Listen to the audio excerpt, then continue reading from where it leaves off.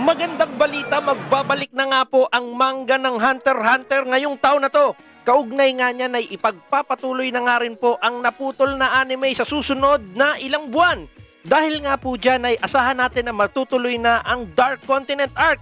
Salamat kay Togashi Sensei! Mabuhay! Woo! Marami sa atin na ang balitang to ang gusto nating marinig. Maging ako, gusto ko na rin talagang matuloy ang Hunter x Hunter. Sa videong to, alamin natin kung matutuloy nga ba talaga o hindi o ano ba ang dapat nating asahan. Ang sa akin lang dito, sasabihin ko na sa inyo ang buong katotohanan para malinaw na rin sa lahat kung ano ang dapat nilang asahan at hindi na kayo madala sa kung ano-anong chismis lang. Okay, simulan na natin ang video na to sa tanong na kung ano na ba ang estado ng Hunter x Hunter manga sa pangunahing publisher nito na Weekly Shonen Jump Magazine. So ang Weekly Shonen Jump Magazine, isa itong publication na naglilimbag ng humigit kumulang 20 manga linggo-linggo. Sa Japan ka makakabili niyan at makapal ang bawat isang kopya. Sa magazine ding ito lumalabas ang pinaka-up-to-date, pinaka-latest patungkol sa istorya ng One Piece, Black Clover, Jujutsu Kaisen, Dr. Stone, My Hero Academia, at 17 iba't ibang manga pa. Suma total, 22 titles ang hinahandle ng Weekly Shonen Jump sa kasalukuyan. Ngayon, ang tanong, Kuya Utoy, kasama ba ang Hunter x Hunter sa 22 titles na yan? Ang sagot po dyan, opo, kasama ang Hunter x Hunter sa dapat sana ay 22 manga na inililimbag ng Weekly Shonen Jump linggo-linggo. Ngayon, ang tanong, ano ang status ng Hunter x Hunter? Ang sagot dito, palagay ko, alam nyo na at marami sa inyo ang ngayon lang na-encounter ang word na to. Ang Hunter x Hunter nga po ay naka-hiatus. Kung na-mispronounce ko man to, patawarin nyo na ako, pero yun nga, ang Hunter x Hunter ay naka-hiatus. Ngayon, ano ang ibig sabihin ng hiatus? Ayon sa Merriam-Webster, ito raw ay maaring gap o kaya ay break. So hindi ko na kayo papaikot-ikutin, ang Hunter x Hunter ay nakapahinga. Ibig sabihin, anumang oras ay posible nga po siyang bumalik. Sa Shonen Jump, meron ding status na cancel. Ibig sabihin, hindi na nga po yan makakabalik. Ang magandang example dyan ay yung nangyari sa Act Age. Manga rin po ito sa Weekly Shonen Jump. Nagkataon na yung author nito ay may ginawang kabulastugan. Bilang parusa, kinancel na po ng Weekly Shonen Jump ang manga na yan. So tanong na naman, nakabreak lang pala ang Hunter x Hunter. Kailan kaya ito ipagpapatuloy? Ang totoong sagot dyan ay isang napakalaking ewan. Isang tao lang ang posibleng makasagot ng tanong na yan. At yon ay walang iba kundi si Yoshihiro Togashi Sensei lamang. Ngayon, kung tatanungin mo si Togashi Sensei kung bakit nakahinto ang produksyon ng Hunter x Hunter, wala siyang ibinibigay na sagot. May mga kumakalat na impormasyon na si Togashi Sensei ay nai-stress daw sa trabaho, na kesyo masakit daw ang kanyang likod at kung ano-ano pang health problems. Para lang po sa kaalaman nyo, ang mga impormasyon na to ay hindi naman idinideny pero hindi rin naman kumpirmado. Para sa kaalaman nyo po, ang medical information ng isang tao, mapa sa Pilipinas man yan, mapa Amerika, mapa Japan, yan po ay private information. Sa buong mundo, pinapractice po ang physician-patient privilege. Illegal po ang pagsasabi ng medical information ng isang tao nang walang pahintulot ng pasyente. Human rights na po yan, kasama po yan sa right to privacy. Kaya kung meron po kayong naririnig na kung ano-anong balita tungkol kay Togashi Sensei, kung may sakit man siya, hindi yan sigurado. Pero ito wala rin akong sinasabi na nasa mabuti siyang kalagayan o healthy siya. Ang akin lang dito, walang makakapagkumpirma niyan. Dahil ang pinaka-ayokong marinig na akusasyon sa lahat ay tinatamad daw si Togashi Sensei. Tinatamad? Paano nyo nasasabing tinatamad si Togashi Sensei? Kasama nyo ba siya araw-araw? Alam nyo ba yung struggle niya? Alam nyo ba pinagdadaanan niya sa buhay na to? Ang totoo, halos wala talaga tayong alam sa mga personal na detalye sa buhay ni Togashi Sensei. So ang magagawa lang natin ay maghintay sa mga desisyon niya. Kung anuman ang dahilan ni Togashi Sensei kung bakit pahinto-hinto ang paglabas ng Hunter x Hunter manga, ang alam lang natin ay nahihirapan siyang ipagpatuloy ito.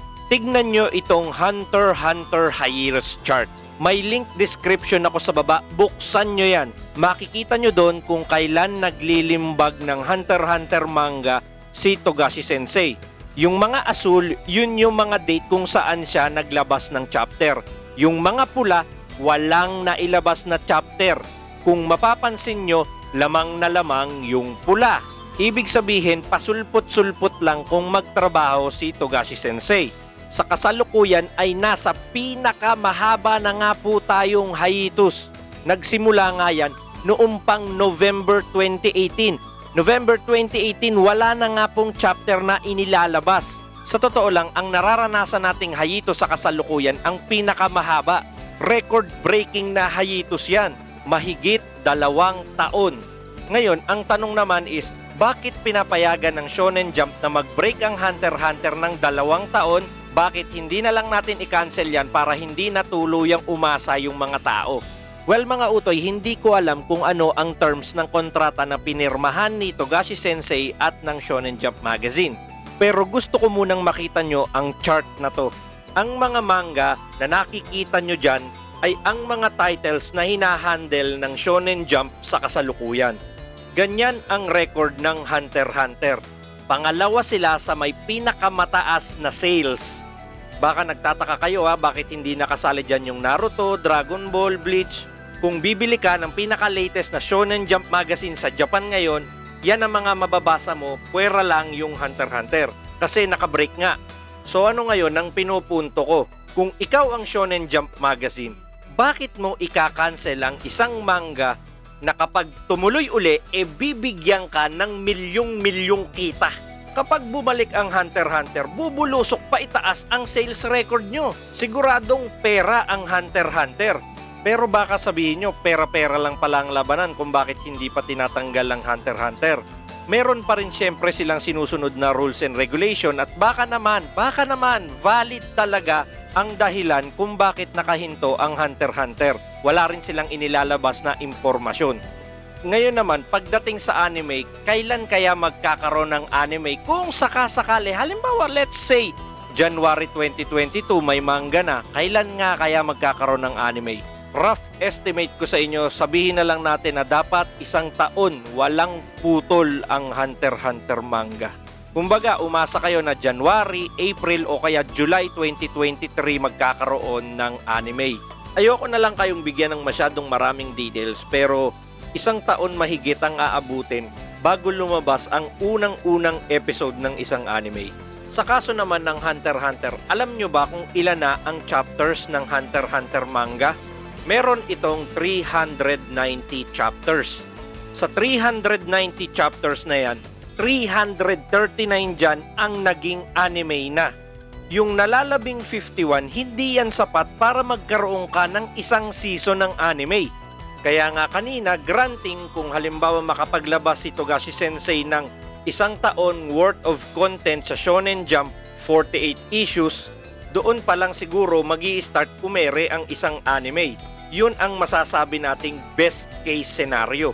1 taon ang hihintayin mo bago magkaroon ulit ng anime. At dahil nga sa tuloy-tuloy pa rin na nakahinto ang Hunter x Hunter manga, huwag kang umasa na magkakaroon ng anime ngayong 2021, 2022, at 2023. Kung magkakaroon man ng anime, pwede movie. Pero sisiguraduhin ko sa inyo na ang laman niyan ay walang kinalaman sa original story. Tignan nyo to, may pinapakalat na naman na balita. Nag-tweet kasi ang voice actor ni Gon at ni Killua na meron daw silang bagong project. As usual, yung mga asyumero, baka may anime na naman. Huwag na nating lokohin ang mga sarili natin. Alam natin na hindi umuusad ang manga at sa 51 chapters na nalalabi, majority doon wala si Killua at si Gon. Kaya kung tutusin, dapat wala tayong paki sa mga yan. Si Togashi Sensei lang ang dapat nating pagtuunan ng pansin. Eto para hindi na kayo mahulog sa kung ano-anong clickbait. Lalong-lalo na doon sa mga paasa. Antayin natin ang announcement ng Weekly Shonen Jump Magazine. Yun lang. Pagdating naman sa anime, antayin din natin yung announcement ng Viz Media. Hawak ng Viz Media ang lisensya ng Hunter x Hunter mula sa manga hanggang sa anime pagdating sa international. At kung hindi ka pa masiyahan sa dalawa na yan, edi pumunta ka na sa mismong Shueisha. Maglalagay ako ng link description sa ibaba. Diyan mo makikita ang pinaka-latest na impormasyon patungkol sa kung meron bang anime o manga. Diyan lang kayo titingin. Kapag ka mayroong nagsasabi na, oy, magkakaroon ng Hunter x Hunter bukas o sa susunod na taon, hingan nyo yung source nila. Kapag hindi yung tatlo na yan ang source nila, hindi totoo ang pinagsasabi nun. Kaya yan, kayong mga nanood ng video na to, wala na kayong dahilan para maloko pa o magtanong, Kuya Utoy, totoo po bang babalik yung Hunter x Hunter? Kuya Utoy, may Hunter x Hunter pa po ba? Kayo na dapat ang sumagot niya na kayo na ang makakapagsabi kung totoo ba yung impormasyon na nakukuha nyo. Kaya yan, ano sa palagay nyo ang dapat nating gawin sa mga impormasyon na nalaman nyo? Unang-una, kapag may balitang kumakalat, magtungo sa mga legit sources of information gaya ng Shueisha, Viz Media at Weekly Shonen Jump. Ikalawa, since wala tayong nakukuhang update kahit ano, wala tayong magagawa kundi ang maghintay. Ikatlo, para sa mga naghihintay ng anime, ang pinakamabuti nyong gawin ay ang mag-move on. Mag-move on ka na kasi yung mga naghihintay ng manga, 2 taon nang namumuti ang mata. Ikaw na nag-aabang ng anime, maghihintay ka ng maraming taon, kawawa ka naman. So yan, ano pong masasabi nyo sa video na to? Sana na-inform ko kayo. Kung gusto nyo ng mga balita, impormasyon at usapang anime, nasa tamang landas kayo. Sa mga hindi pa nakakakilala sa akin, ako nga pala si Kuya Utoy. May mga iba pa akong social media accounts. Bahala ka nang magtingin-tingin dyan sa ibaba sa may description box. So, bahala na kayo ha. Muli, ito po ang inyong Kuya Utoy. Palagi tayong manood ng anime. Palaganapin natin ang anime culture. Hanggang sa muli.